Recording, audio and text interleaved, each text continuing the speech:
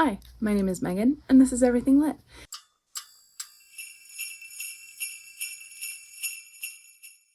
And I just need to show off my sweater. It says, "It's time to Yule." Get it? Like it's time to duel? Yu-Gi-Oh! Anyway, Vino's here, as you saw. We have a very special guest today. We have a whiskey, but he won't come over because he's shy. Alright, so today's video, I'm talking about backlist books. Every year, I make a list of about 10 books that have been on my backlist for a long time. They've been on my shelves. I maybe got them used back in the day. They have gone from Michigan to Minnesota and back again. And I think it's time I need to read them. I'm going to recap my backlist books for last year and let you know if I read any of them. And then I'm going to talk about the backlist books that I'm hoping to read in 2024. We've kind of combined it into the same video. Let's get started. And I will probably only give summaries of the books I plan on reading in 2024. Last year, I wanted to read Mad Miss Mimic by Sarah Henstra. I wanted to read The Book of M by Peng Shepherd. I wanted to read Winterwood by J.C. Bedford. Wonder Woman Warbringer by Leigh Bardugo. The Secret History by Donna Tartt. Prince Lestat by Anne Rice. Daisy Jones and the Six by Taylor Jenkins Reid. The Memoirs of Cleopatra by Margaret George. And Where You Can Find Me by Sherry Joseph. Those were the 10 books I wanted to read. A lot of them have been on my radar since early days, like 2014 at least. I feel like Memoirs of Cleopatra has been on my list since 2011 maybe. I did read, out of 10, I read 4 of them, which is pretty good because I feel like last year it was a lot less. And I'm going to talk about them. I read Prince Lestat by Anne Rice. I think I gave this 2, maybe 3 stars. It was not good. It does not hold up to the first couple books. And the plot actively icked me out. Might be on my worst of 2023 list. You'll have to stick around and find out. I read Daisy Jones and the Six by Taylor Jenkins Reid. Now, this is not quite as backlist as one would think, but I feel like I did buy this in 2021. This was okay. I think I gave it 4 stars. Looking back, I might only give it 3. The characters were okay. The interview format was interesting. I don't know if I liked it, and I didn't like a lot of the male characters in this. It was okay. I don't get the hype. I think Evelyn Hugo is better. Everyone compares these 2 books, which I don't think is fair. They take place in different time periods. They're about different industries, different types of people, but I think the interview format distanced me from the characters, and I couldn't love it. I read The Memoirs of Cleopatra by Margaret George. She is, I don't want to say one of my favorite authors, but I consistently enjoy her books, and they are big, but they are usually worth it. I usually do have an emotional response by the end, and this covers the life of Cleopatra as if she had written memoirs. It is very detailed. It starts very young and goes until the end. I think I gave it 4 stars. It was fascinating. And I want to read, I have all of Margaret George's other books, so I do plan to read them. And finally, Where You Can Find Me by Sherry Joseph. Definitely going to be in my top 10 reads of the year. It was very slow, very thoughtful, character-driven story, but the tension and the care and the detail, it was just so good. And unexpectedly good. So absolutely worth it. I'm so glad I got to this off of my backlist. Oh, Whiskey's making an appearance. Hi, little bean. There's his tail. Look at his cutie. He is so scared. Hi, cutie. Oh, my little bean. You're okay. Okay, bye. That's Whiskey. 4 books out of 10. I don't think that's too bad. So let's get to this year's books. In 2024, these are the 10 backlist books that I would like to prioritize. And I think I did pretty well in picking different genres, different age ranges.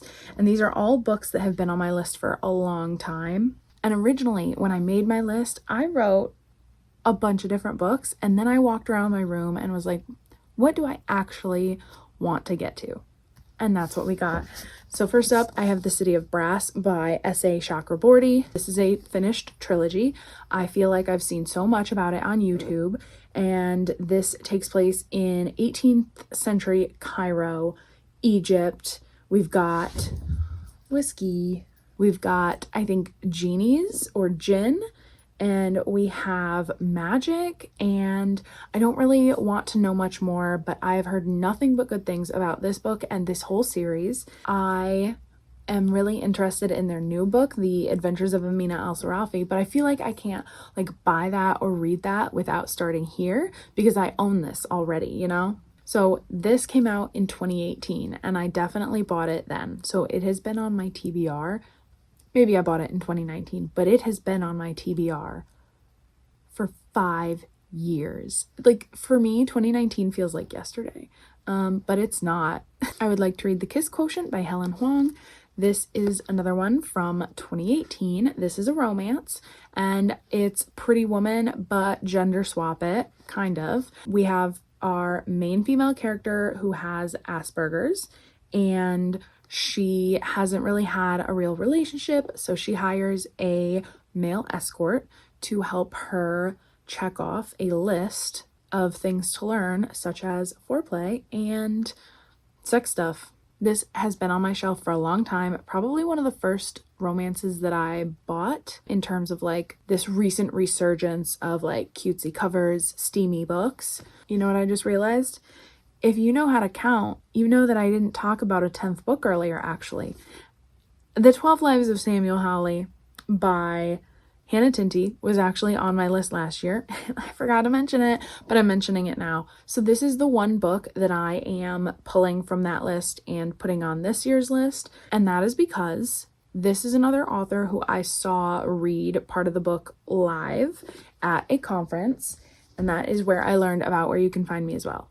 This is one of my best books of the year, so I'm going to try and read this year. And this is about a man who has 12 scars from 12 bullets that passed through his body and threaten his future, and he is now living for his daughter, and her father has like a criminal past, but they've been on the road for a long time, and it's just a story of this father-daughter relationship and his past coming back to haunt them and threaten them. But it also seems like it's got a little bit of magic in there. I have a nonfiction on my list this time, and that is Shrill by Lindy West. This was actually turned into a TV show a while ago, and it is a series of essays, I believe, about being a fat girl in society, you know, and how women are treated, not just fat women, but women in general. And this is another one that has been on my list since before the show, I'll tell you that, 2017. I would like to read The Romance Reader's Guide to Life by Sharon Pywell. I bought this in hardcover. This was bought in like 2016. I'm pretty sure. 2017. But still, we are really pulling from the backlist here. This is about a girl in a small town. Her sister and mother are like really beautiful and glamorous, I think. And then she discovers this romance novel to console her because she doesn't feel like pretty or glamorous like her mother. And I think her sister goes missing at some point. I am not 100% sure what this book is about, but look at the cover. It speaks to me. I have Strange Grace by Tessa Gratton.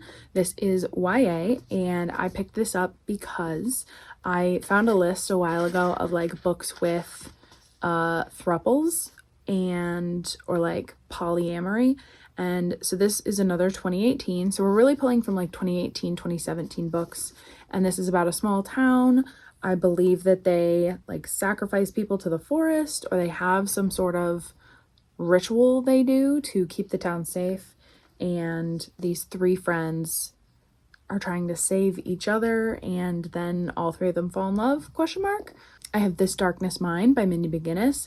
I love Mindy McGinnis. I have tried to buy all of her books, but I kind of stopped because I stopped reading them. But I did read A Madness So Discreet and The Female of the Species, and I loved both of those. I'm pretty sure I gave both 5 stars. And this, a lot of people didn't like it because I think it's about a girl who in the womb like absorbed her twin, and then now she feels like she has this darkness inside her, or like battling personalities. I don't know, but it's kind of a contemporary YA and I want to finally read it. I will say the spine creeps me out a bit. Like, I don't love it on my shelf facing my bed. So maybe that's another factor. I want this to be on a different shelf and not staring at me. I would like to read Ship It by Britta London. This is also from 2018, and this is a story about a girl who I think heckles like one of her faves. He answers a question at a convention and she doesn't like the answer and she heckles him, and then they like go on a road trip for some reason, I think. All I know is that it involves fan fiction, a Q&A session going viral, and an actor and a fan becoming friends, maybe becoming more. I'm not really sure. It might also be queer. Unclear. I would like to read Nefertiti by Michelle Moran. This is about Nefertiti in ancient Egypt. So last year I read about Cleopatra. This year I'm going to read about Nefertiti.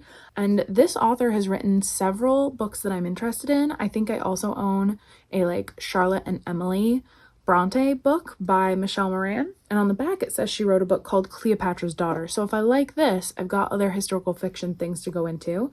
But this is just about Nefertiti's life, and she is destined to marry Amenhotep, an unstable young pharaoh. That's what I've got historical fiction for. And I really feel like this coming year, I want to be in my historical fiction era.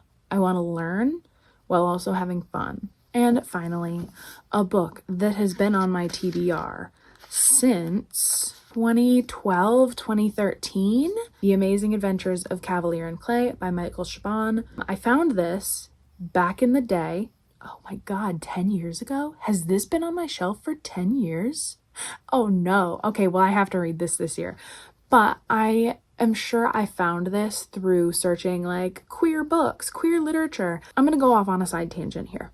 I one time saw a comment that was like, imagine pitching a book as like a queer romance or queer this, and that's what people want. Like, that's why people want to read it. It does such a disservice to the author to like just say it's queer and not give any other details. And it's like, on the one hand, okay, maybe you do have a point that you can't just say, oh, this book is queer and give no other details about what makes that book interesting or different or why you should pick it up. But on the other hand, for people who are slightly older than, you know, the Gen Z people who grew up with having the internet for their whole lives, I'm really aging myself, aren't I? But as someone who is older and lived many, many years without queer books being out in the open, without people being like, oh yeah, this book is queer, or this book has gay characters, or this book has lesbian characters, or this book has transgender characters. No, it wasn't always actually queer. It wasn't always good representation, and it still isn't always good representation, but it was hard to find good queer stories back in the day. It's true. For me, you just have to say a book is queer and I'm immediately already interested. Yeah, I'll probably want to know what else it's about because I don't love horror and I don't love sci-fi, but I absolutely did read a queer sci-fi book this year because it was advertised as queer, and that piques my interest. And I will support authors who write queer stories for as long as I live. I also hope to be one of them, you know?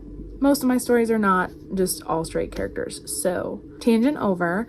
But I found this through a list back in the day of literature with queer characters. So this has two men in New York creating comic books. You know, if you're thinking like the creation of Spider-Man, creation of Batman, that kind of vibe where they create these comic book heroes and have their ambitions. And I will actually be really disappointed if this isn't queer because I feel like it is. But also, this is a Pulitzer Prize winner, so now I'm suddenly worried that it's really sad.